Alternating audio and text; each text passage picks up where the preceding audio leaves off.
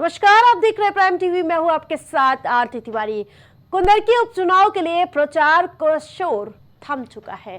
कुंदरकी विधानसभा seat पर सीधे सीधे समाजवादी पार्टी और भारतीय जनता पार्टी के बीच टक्कर दिखाई दे रही है, जो कि पिछले 3 दशक से चलती आ रही है। इस बार अगर वोट का पोलराइजेशन होता है तो 31 साल बाद भाजपा का सूखा खत्म हो सकता है।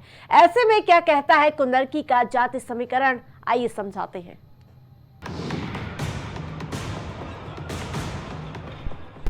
उत्तर प्रदेश की 9 विधानसभा सीट पर हो रहे उपचुनाव में पूरब से पश्चिम तक की 9 विधानसभा सीटें शामिल हैं। लेकिन मुरादाबाद जिले की कुंदरकी सीट ऐसी है जिसका गणित ही अलग है। 60% से अधिक मुस्लिम आबादी वाली इस विधानसभा सीट पर अल्पसंख्यक ही बहुसंख्यक है। हालात ये है कि 12 प्रत्याशियों में से केवल एक ही प्रत्याशी हिंदू है, रामवीर सिंह ठाकुर, जिन पर भाजपा ने दांव खेला है। चुनावी आंकड़ों में सपा का गढ़ बने कुंदरकी विधानसभा उपचुनाव में बदलाव और भरोसे की लड़ाई है। यहाँ बदलाव भाजपा के लिए इतिहास बनेगा, जबकि भरोसा सपा की मजबूती के रंग को और गाढ़ा करेगा। जहाँ भाजपा दूसरे दलों की परंपरागत वोट बैंक में सेंध लगाने की जुगत में है, तो वहीं लोकसभा चुनाव की तर्ज पर सपा मुस्लिम मतों के साथ पीडीए को सहेजने में जुटी है। तो वहीं बीजेपी प्रत्याशी भी मुस्लिमों की सभा में जालीदार टोपी और अरबी रुमाल पहनकर वोट मांग रहे हैं। ये सीट बीजेपी के लिए बहुत कठिन है, लेकिन मायावती, चंद्रशेखर और ओवैसी की पार्टी सपा का खेल बिगाड़ रही है। अगर बात की जाए यहाँ पर आमने सामने की, तो बीजेपी से रामवीर सिंह और समाजवादी पार्टी से हाजी रिजवान आमने सामने नजर आ रहे हैं। मुस्लिम बाहुल इस सीट पर जीत दर्ज करने के लिए बीजेपी के उम्मीदवार मुस्लिम वोटरों को अल्लाह की कसम खिला रहे हैं। कह रहे हैं कि समाजवादी पार्टी के धोखे में मत आना। सर पर नमाजी टोपी और कंधे पर चादर ओढ़कर मुसलमानों का वोट मांग रहे हैं। 60% मुस्लिम आबादी वाले कुंदरकी में किसी भी पार्टी की राह आसान नजर नहीं आ रही। इसका मुख्य कारण सपा के कोर वोटर यानी MY समीकरण में हो रही सेंधमारी है।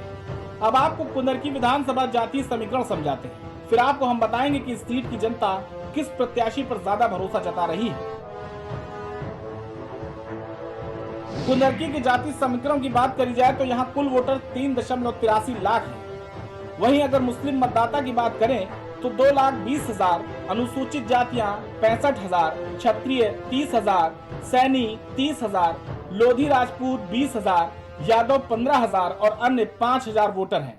कुंदरकी में तुर्क बिरादरी 40% से ज्यादा है। पिछले 3 दशक से देखा गया कि जिस पार्टी के खेमे में इस बिरादरी के वोट पड़ जाते हैं, वही विजय हुआ है। लेकिन इस बार के समीकरण कुछ अलग कहानी बयां कर रही है। कारण इस बार अगर भाजपा को छोड़ दें तो सपा, बसपा, AIM तीनों के ही प्रत्याशी तुर्क बिरादरी से ताल्लुक रखते हैं। इस वजह से तुर्क बिरादरी किसी भी तरफ जा सकती है। कई ग्राउंड रिपोर्ट से देखा गया कि तुर्क बिरादरी की पहली पसंद सपा है, जो कि पिछले चुनाव के नतीजे से भी देखा गया है, क्योंकि कुंदरकी सीट से विधायक रहे जियाउर रहमान भी तुर्क बिरादरी से थे और उनको तुर्क बिरादरी ने एक तरफ वोट दिया था।